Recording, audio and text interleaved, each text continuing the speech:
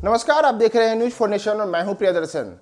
लालू यादव और शरद यादव, यह दो ऐसे नाम रहे जो पिछले 30-32 वर्षों से बिहार की राजनीति में एक दूसरे को कभी चुनौती देते दिखे तो कभी एक दूसरे के साथ गलबहियां कर करके दोस्ती के नए नए नारे लगाते दिखे। जी हां, लालू यादव और शरद यादव का रिश्ता कुछ ऐसा ही रहा। वर्ष 1990 में लालू यादव को मुख्यमंत्री बनाने में अहम भूमिका निभाने वाले शरद यादव के एक समय ऐसा भी आया जब उन्होंने लालू यादव को राजद, जो उनकी पार्टी जनता दल थी, जनता दल में किनारे करने के लिए मोर्चा खोल दिया और नतीजा हुआ कि लालू यादव की पार्टी राष्ट्रीय जनता दल, जिसे आज राष्ट्रीय स्तर पर पहचान प्राप्त है, उसे बनाने के का जो पीछे का लालू यादव का कारण था, उसके भी एक कारण शरद यादव बने। जी हाँ, शरद यादव का निधन हो गया है और उनके निधन के बाद हम उनके कई उन अनछुए किस्सों और अनकही कहानियों को याद कर रहे हैं जिसने भारत की राजनीति में कई नए मुकाम हाथ दिए। दरअसल लालू यादव ने वर्ष 1997 में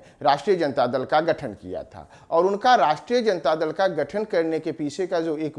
बड़ा कारण रहा, उसके कारण बने थे शरद यादव। वर्ष 1990 में लालू यादव जब बिहार के मुख्यमंत्री बने तो उसके बाद से ही लालू यादव की नीतियों को लेकर के कहा जाता है कि उन्होंने अपने राह में आने वाले तमाम रोड़ों को दूर करने में कभी भी कोई कोताही नहीं दिखाई। नतीजा हुआ कि नीतीश कुमार, जो लालू यादव के एक समय खास होकर के उनके साथ राजनीति करते थे, उन्होंने बाद के वर्षों में 4 साल बाद ही समता पार्टी में अपने आप को शामिल कर लिया और समता पार्टी के बैनर तले राजनीति करने लगे। लेकिन शरद यादव उस दौर में भी जनता दल से जुड़े रहे और वर्ष 1997 में जब जनता दल के अध्यक्ष चुनने की बारी आई तो उस समय उन्होंने लालू को बड़ी चुनौती दे दी। दरअसल जुलाई 1997 में जनता दल के अध्यक्ष पद का सवाल था। अध्यक्ष पद के लिए अलग अलग नामों की चर्चा थी। इसमें शरद यादव और लालू यादव, इन दोनों के नाम की चर्चा काफ़ी जोर शोर से थी। लालू उस समय अपनी पार्टी में काफ़ी मजबूत थे, लेकिन दूसरी ओर शरद यादव भी जनता दल को में एक बड़े और कद्दावर नेता के रूप में थे।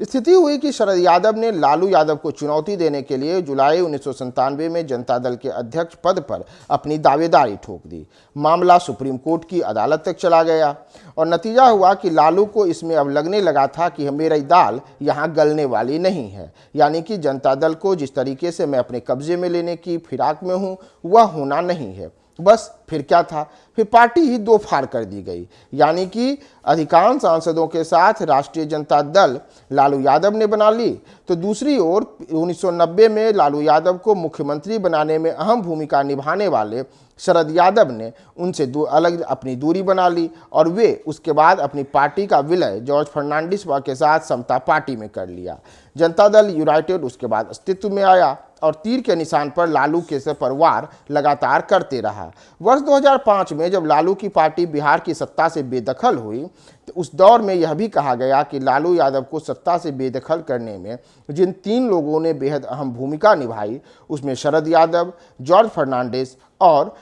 बिहार के मौजूदा मुख्यमंत्री नीतीश कुमार रहे।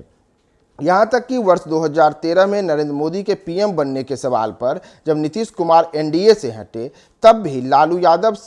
के साथ शरद यादव के जो रिश्ते थे वह अच्छे नहीं रहे। नतीजा हुआ कि नीतीश ने लालू की मदद से 2015 में अपनी सरकार बना ली और लगभग आधे कार्यकाल के बाद अचानक से भ्रष्टाचार के सवाल पर वे लालू यादव से अलग हो गए। तो शरद यादव उनमें ऐसे नेता रहे जिन्होंने नीतीश कुमार का भी विरोध किया और बाद में नीतीश कुमार के विरोध का नतीजा रहा कि शरद यादव जनता दल यूनाइटेड में किनारे कर दिए गए। तो शरद यादव के कारण ही बनी राष्ट्रीय जनता दल, लेकिन अंतिम समय में उनके लिए डूबते को तिनका का सहारा वाला चरितार्थ उनके ऊपर हुआ। यानी कि वर्ष 1997 में जिस लालू यादव को विरोध कर करके उन्होंने लालू यादव को राष्ट्रीय जनता दल का गठन करने के लिए मजबूर कर दिया था, अपने राजनीतिक और अपने जीवन के अंतिम काल में शरद यादव को सहारा और आसरा भी उसी राष्ट्रीय जनता दल में मिला। जब नीतीश कुमार से शरद यादव के रिश्ते खराब हुए, तब शरद यादव को लालू यादव ने अपनी उसी पार्टी में सहारा दिया